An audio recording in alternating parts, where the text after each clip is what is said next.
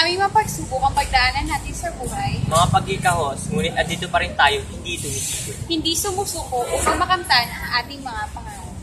Ngayong Pasko, tayo ay magkaisa. Tayo magbigayan at magmahalan.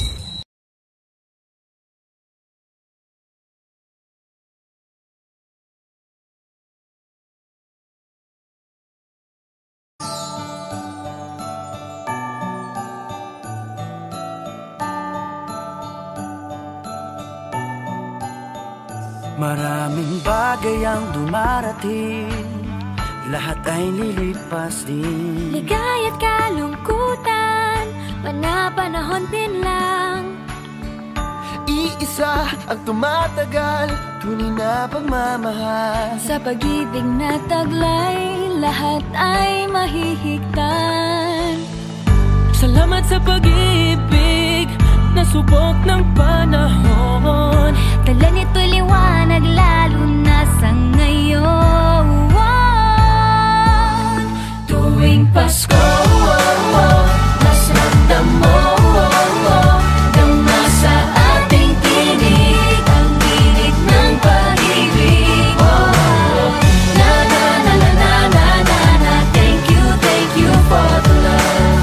Na na na na na na na na, thank you for the love.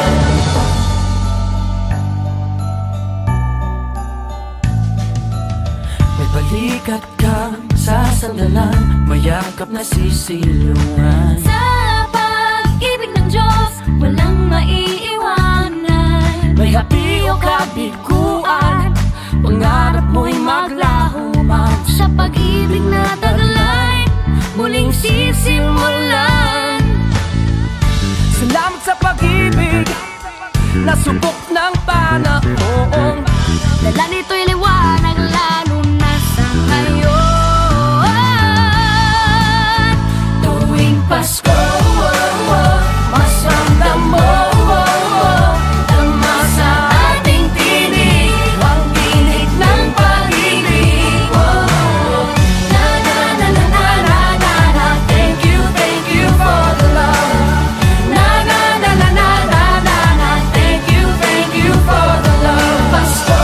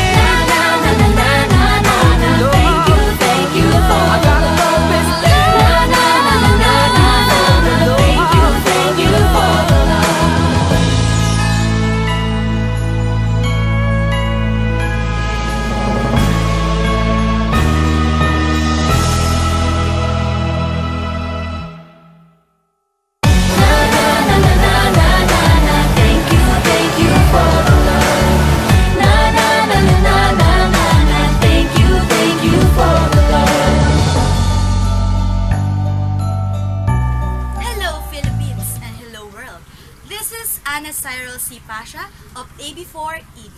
This upcoming December 25, we will be celebrating the Christmas Day.